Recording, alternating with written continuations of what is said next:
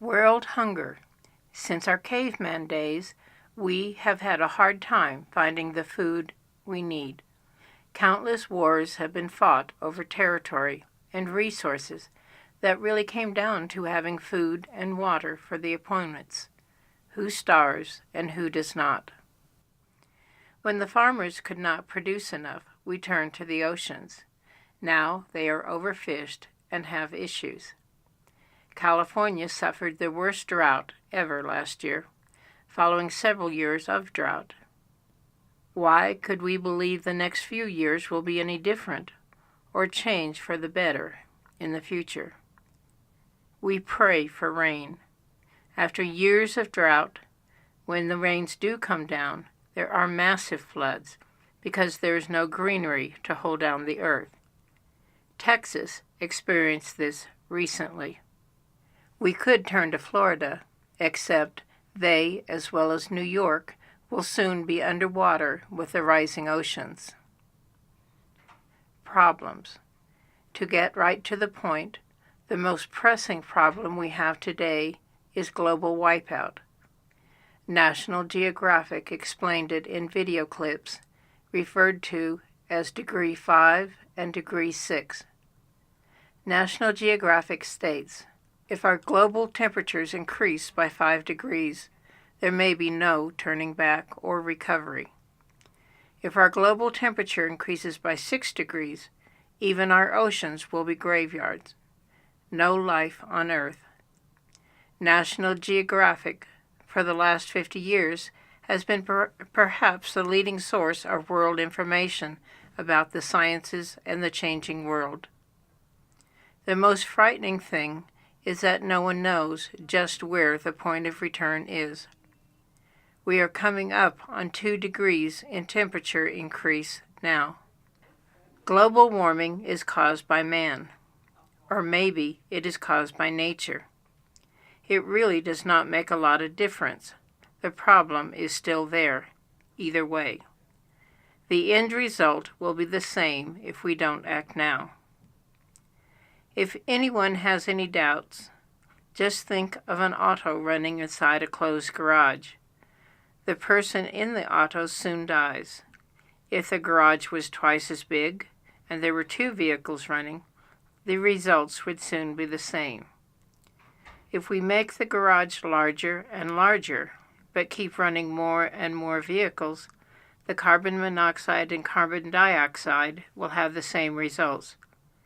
Our Mother Earth can only handle just so much before we die. Guy McPherson, ecologist and book author of Going Dark, thinks that we will all die of hunger within the next 14 years. This is not everyone's opinion, but if global warming allows the release of all the tundra-trapped methane into the atmosphere, we will have an even hotter and faster global climate change.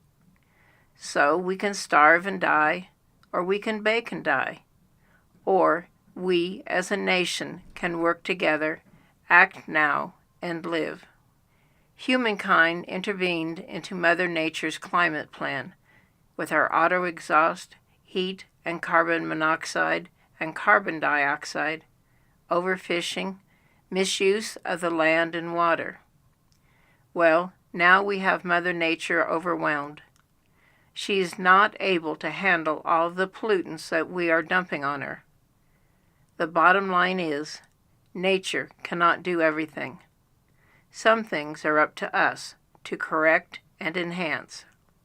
The biggest extinction, even in planetary history, was driven by the rapid acidification of our ocean. A new study concludes, so much carbon was released into the atmosphere and the oceans absorbed so much and so quickly that marine life simply died off, from the bottom of the food chain up. Ocean acidification is expected to impact ocean species to varying degrees.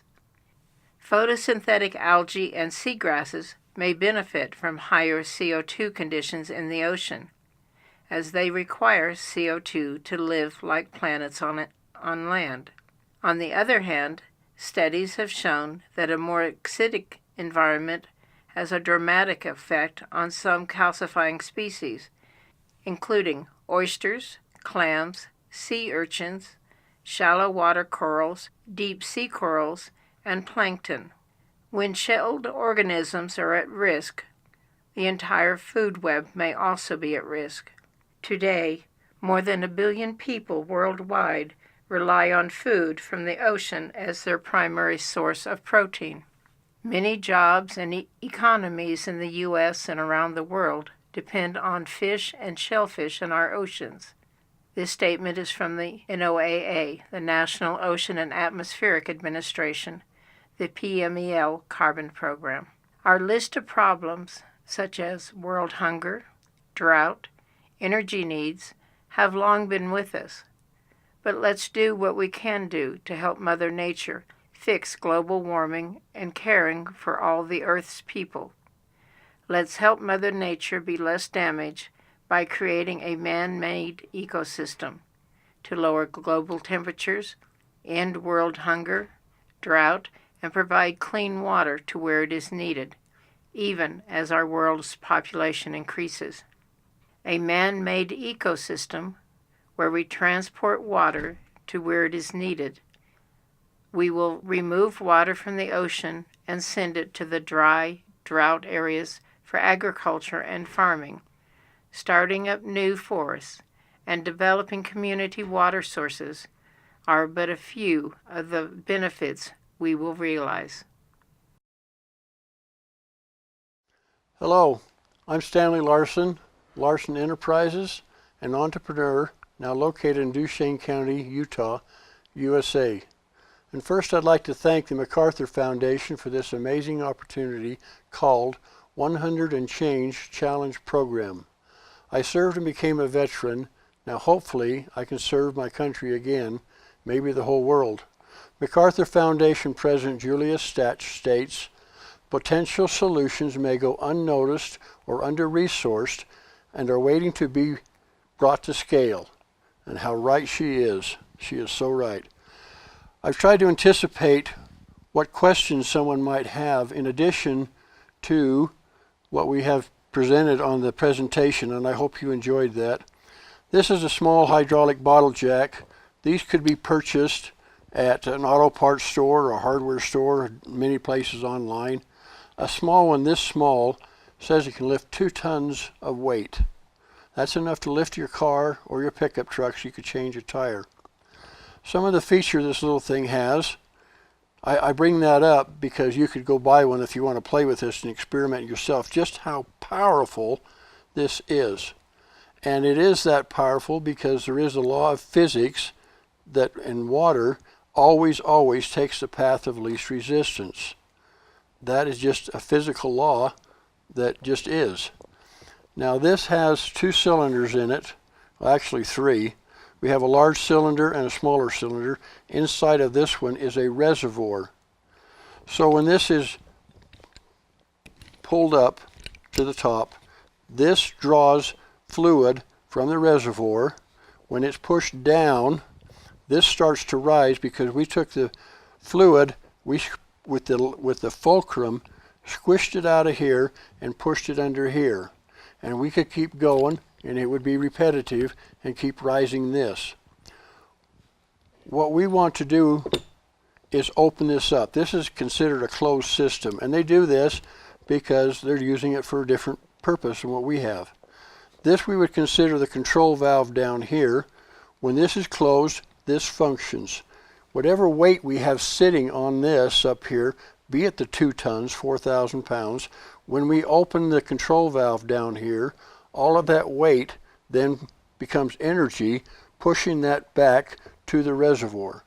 We're going to open this up, so instead of the reservoir being here, the reservoir is the ocean or other water source that we have to begin with. That is sucked into here. When this is raised to its limit, then the control valve is opened, and it is that weight that we have sitting on it as that energy pushes down. That then is pushed into a pipe, not back into the reservoir. That then pushes it down the line to the next station.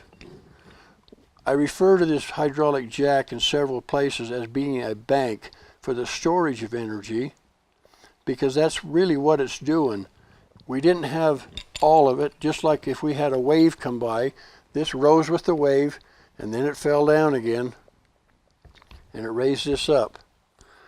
When we pushed that fluid through the pipe to the next bank, what I was trying to tell you we were doing, basically on the end of the fulcrum or the teeter-totter, we placed a small bucket. This is up like a teeter-totter. The water pours in from above. It gets heavier and pushes this down. At a certain point by our design, the bucket will tip and spill the water out. Now it's lighter. It pops back up like the teeter-totter. And the motion is repeated because the ocean waves are repeated.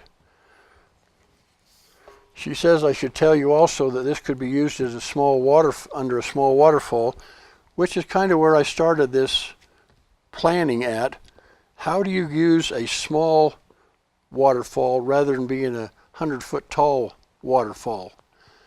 Obviously, if you had a 100-foot waterfall or a 500-foot waterfall, you'd have hydropower just like a dam, be it Glen Canyon or Hoover or someplace else. So with the thinking to begin with, this could be used on a small waterfall that only has to be a couple of feet tall. So this could be used all over the place. Then I got on the idea of, well, we could move this to the ocean. Storms come across the ocean. They pick up the moisture, deposit on the land, and snow at higher elevations. A picture like this you probably saw in grade school. That's nature's ecosystem. We want to create a man-made ecosystem to help repair the damage that has been done to the earth with our putting all of the pollutions into the air. If we can create a man-made ecosystem, we can move ocean water to the top of the mountains. Now, I live in Utah, western United States, and because just like the glaciers that are melting in the north, at the North and South Pole, the glaciers in the top of the mountains are also disappearing. We're having less and less water. Agriculture is going to be affected, and we're not going to have the rivers running down anymore. Therefore, we'll have no irrigation canals anymore, and basically the country's going to starve. But we hopefully will change that by moving water back up to the tops of the mountains, creating reservoirs and lakes in the tops of the mountains that we can use then to make the rivers that will turn into canals to irrigate farmland and other beneficial uses just like we have. But we'll have the water available in the rivers and canals where without this program we won't have it. This picture I think came out like around 1970 or thereabouts. It probably was done by National Geographic, I'm not sure. But it is a heartbreaking of just how bad it is some places. We in the United States often close a blind eye because we just don't realize how bad it is elsewhere. We want to help these people. We want to help the whole world have a better living.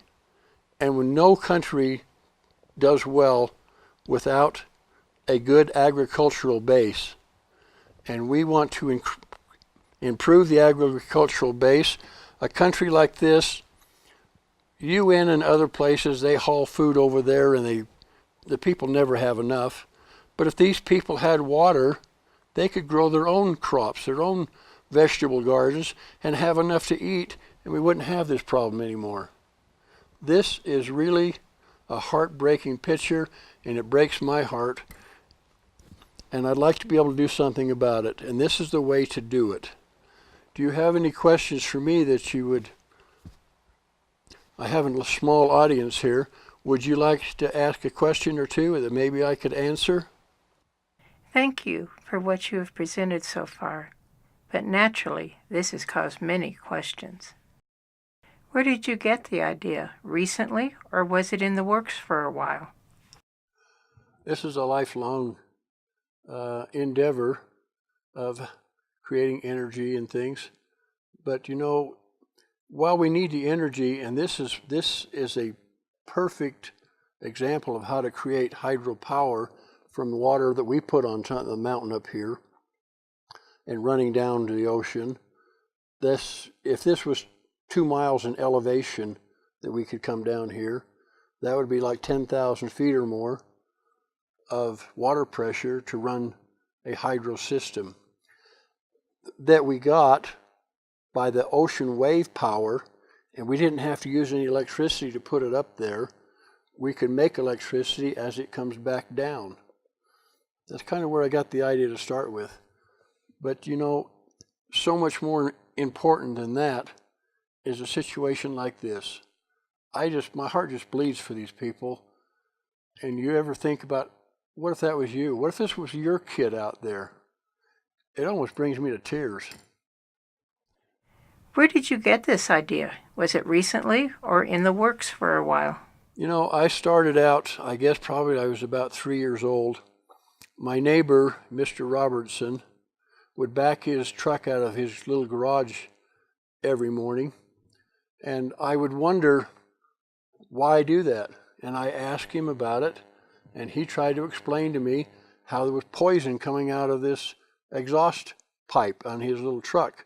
And he had to back the truck out of the garage so it wouldn't be poison. Now, being 3 years old, I had to scratch my head a bit because I couldn't figure out how come it was okay outside, but it wasn't okay inside. And I ended up even sticking my nose down, child as I was, curiosity, stick my nose in that tailpipe to see what's coming out, smell what's coming out. Well, Mr. Robertson caught me, and he chewed me out pretty good for it and tried to explain it to me some more. But what he was really trying to explain is an ecosystem, really. The garage is a confined space, and the carbon monoxide in there would kill a person. But now you bring it outside of the garage, I guess you'd say the solution to pollution is dilution. So now we have a bigger garage, but we still have a globe that vehicle is running in. Now, that exhaust or in a bigger area is diluted, so we don't have so many harmful effects. But now, because we have so many vehicles running all over the world in factories and smokestacks, etc., we're just overwhelming Mother Nature. We don't want to do that, and this is the way to fix it is by having more plant life. And to have more plant life, we have to have more water in more places. This is a way of moving water. I hope I was clear on that we can take ocean water with each tide that comes in. We suck a little water in here, and the weight that we put back on here, it goes back down. And we keep a pumping action going. We get the weight here, the weight goes down, pushes that fluid to the next jack down the line. But instead of going inside of the jack, because that pressures then would cancel, we take the water that went through the pipe and we put it in a bucket. That bucket then this is the handle or the fulcrum for the next jack down the line. And when that bucket dumps that water out, that water is now the reservoir for that jack. And it's progressively moved down the line.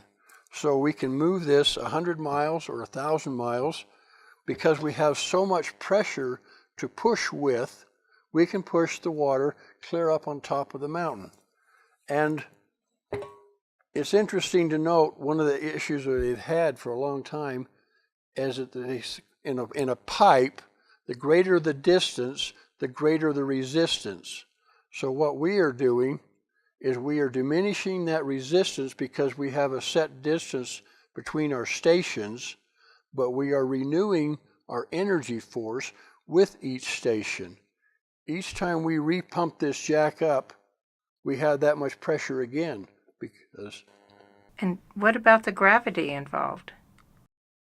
The gravity is the weight that we have up here. The gravity acting on that weight is what pulls this down and pushes that fluid through the pipe to the next station. Do I have another question, please? We have an audience question. If you were taking water from the sea, how do you clean the water? Well, in seawater, probably the best way on a large scale is a desalinization process. The problem we have now with desalinization is it takes so much electricity to run the centrifugal pumps that they use. A small one that you would go down to the hardware store and buy a centrifugal pump might put out 100 pounds of pressure. These that they're using for desalinization are larger, and they push them harder, make them spin faster, so they put out maybe 400 pounds of pressure. Right here, we're talking about 4,000 pounds of pressure that we could be using for water desalinization and not having to use any electricity at all, which for a desalinization would basically cut their operating costs in half or more. As far as from a stream, that water is cleaned by aeration process, basically the water running over the rocks, churning motion, and any dirt and particles in the water are then separated. Water is unique in that it is both a solvent and a coagulant at the same time. A little bit of water in the mud makes it sticky, and more dilutes it, like in your kitchen sink when you're trying to wash your dishes. You are taking water from the sea. Where does it go, and how does it get there? We're taking water from the sea into a jack or bank like this, using the ocean waves as our pumping motion to create a pressure to get it raised up, and then using the gravity to pull it back down when we through the control valve to push the water to the next bank down the line. What is the distance you are traveling the water? A few feet? 1,000 miles? Well, we have options. Because we have so much pressure, we can push quite a distance. But if we're going uphill, we can go less distance. That's why we push it into another bank and a bucket so that it doesn't cancel as it goes up the line. The force or energy is renewed at each station, but our resistance, because we don't have so much distance, it is reduced. You've talked about buckets and banks of water. Are they sealed so that the water is protected? No, not really. Being out in the West as I am, irrigation canals were for irrigation for farmland, etc. And somebody got the idea, they said, well, gee, we're losing so much water out in loss, it's not getting out to the farmers. So they wanted to pipe all of the irrigation canals. So they piped the irrigation canals. Well, that sounded like a really good idea because now we don't lose the water. But now Farmer John's well goes dry and he can't get water to the house anymore. All of the aquifers go dry because it was the canal that was feeding those sources. So some of the water may be piped, some may flow in a canal form? Yes, we would pipe this to get it to the top of the mountain. But after we've got it in our reservoir, if you just want to run it down like the river to a location, to a canal for farming, etc., that would be open. So if you live in a prairie or on a flatland, you don't have enough gravity. How do you move the water? So we use our system to push it that 100 miles or 200 miles or 1,000 miles, if that's what's needed, to get the water out there. Then it can be distributed by the farmers or the community as they need it. But you have to have the source, and that's what we are creating, is a source of water with a desalinization plant. I think the new one they just built in Southern California processes like 500,000 gallons of water per day. Well, we can produce that much water going to that desalination plant and then sending that 1,000 miles down the line if that's what it needed. Of course, if it's closer, that's fine. It just takes less time to get there. And how do you know how much water you're actually transporting? Well, there's different ways. We're looking at the acre feet that we're going to be delivering. An acre foot of water in the West is how it's usually calculated. An acre is 208 feet roughly by 208 feet. So an acre foot of water would be 208 feet by 208 feet by 1 foot deep. That would be a acre foot of water. And we hope to be pressing by one station probably 30 acre feet per day. You're transporting precious water. How do you save it from being stolen by others? Well, actually, we want to make this water so available that no one will have the need to steal it. People are thirsty along the way. This would be a means that they could get a drink of water. You know, if this kid needs a drink of water, he needs a drink of water. Just because the end of the source wasn't at his location, he'd still be able to come over and get enough water out of this thing just by, as I said, there's water at this station. It's a place where they can get a drink of water. There's a picture of the ocean and of dry desert land. In this environmental time, when we have so little, should we really share it? Yes, we can and we should. Right now in the West, there is probably not a stream or a drop of water to be had that somebody doesn't already own. So if you go out and you take a bucket of water out of the canal or the river, you're taking somebody's water. Now we have different priorities. They say drinking water has a higher priority than irrigation water. But people still need water. And that's the bottom line. We want to be able to have people have water. It's a basic need of life, and we don't want to deprive these people. Earlier, you talked about acidification. If you are taking water out, how do you know we won't damage it or cause more acidification? We want to lower that acidification, and we will do that by having more lakes back in the hills and out on the prairies and other places, reservoirs. We have more water all over the place, then that cools our planet. The trees make shade. They also help cool the planet. And that heat that we have in the atmosphere now is heating the ocean, making it hotter, warmer over the year after year. It's that heat that's in the ocean higher temperature, that is melting the glaciers in the north and south poles already. So if we can cool the land mass by having more water in the deserts and places, then we'll slow the heat that's going into the ocean, which will slow the icebergs and stuff from melting. And the audience also wants to know, how do you plan to move the water over states and countries? Won't they charge you for moving water? Everywhere we put a line, and this will be like, in many ways, like a pipeline or a railroad line, we'll have to have right-of-ways. And we will have to negotiate with people along the way for those right-of-ways, whether it's a government agency or a private concern. There would have to be negotiations made so we can have that right-of-way to get the water from A to B. You know, if a farmer out there, if we were going to cross his land, he'd probably be just happy as can be if we drop a little water on the way as payment. Would you? Possibly. That would have to be negotiated and see what he wanted and if it was reasonable or not, because we want to make this reasonable for everybody.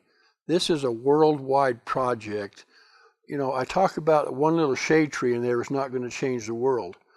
One little system, one little jack is not going to be enough to do the whole world. We have to increase the size of this jack. When it's out in the ocean, this will probably be half as big as a house or so. And so will our stations along the line. These are props that I'm using, the 3 of them here, like the one on the end, the black one down there, says it'll lift 20 tons, 40,000 pounds. If we lift 40,000 pounds, when we open the control valve, that is that much pressure or force that we're putting into a pipeline. How far will it push that water? Well, it'll push it a long ways for sure. And if we're going uphill, it will be a little less, but it is a tremendous amount of pressure that we are talking about here that we can create, that we didn't have to burn carbon fuels to get the electricity in order to have that pressure. If this young boy's family was suddenly flooded with water, what should they do with it? Well, we're not just going to flood them. We're not going to make a flood out there for them. We're going to give them enough water that they can grow a garden, have some irrigation in the community. They can start growing their own food and not starving anymore. Maybe if things went well enough, they could even start exporting some food to other places that needed it. Do you really think you are going to get businesses, organizations, and charity groups to work with you? Yes, I do. The MacArthur Foundation is a good example of what they have done here, just out looking for ideas. I've looked at the Catholic Relief Services, for example. They are in places like this. They've been out there trying to drill wells to help these people. And sometimes they get the well and sometimes they don't. But even if they do, as the aquifer is lower, then the well lowers, then there's less and less. They have to go deeper and deeper to get their water. At some point, the wells aren't going to do them any good anymore. We need a new water source, not just going to go out here and try to drill a well out in his backyard and think that that's going to fix things for him. This is a project to fix the whole world, creating a new ecosystem to benefit the entire world. So this is not just for some impoverished places such as Africa. It is for other places? This will eventually be all over the world because big cities are built on the banks of the ocean or rivers or on the ocean shores because people need the water for life. Water is the life that keeps us going. And 2/3 of the earth is roughly covered with water, but it's not water that's usable. We only have about 1% that's actually drinkable. If we can take that water from the ocean, run it through a desalination plant, then we can use that water, that 2/3 of the Earth's surface is covered by water, for beneficial purposes. We can clean the water and distribute it to people where it's needed. The drawback that's been with desalination plants is the high cost of all the electricity they need to run the centrifugal pumps to get the pressure they need to push the water through the filters to take the salt out. And by the way, while we're on that subject, I hear that the plant down in Southern California, after they have the water separation, the water that's twice as salty as it was before, they're putting it back in the ocean. I think that's the worst mistake they could make. Talk about destroying our planet. Sea salt, if it's processed, there's a good market for sale at the local grocery stores, and it should be utilized. Utilize the salt in a beneficial manner. Utilize the water in a beneficial manner. Don't throw it back in and think that the sea won't eventually get saltier and saltier and have a bigger and bigger problem. We're taking the salt out when we did the desalination process the salt, and make it benefit. All of us need salt in our diets in order to be healthy.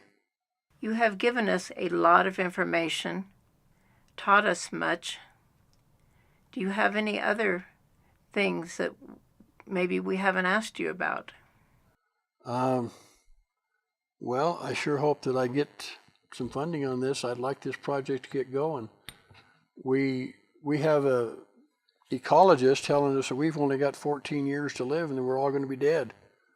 I hope he's all wrong. Let's make him wrong. We as a people have to work on this together. I cannot do this by myself. I have to have many, many, many people come in and help me with this. I cannot do this project all by myself. I need funding. I'm going to do some organization, but I'm going to need a lot of help.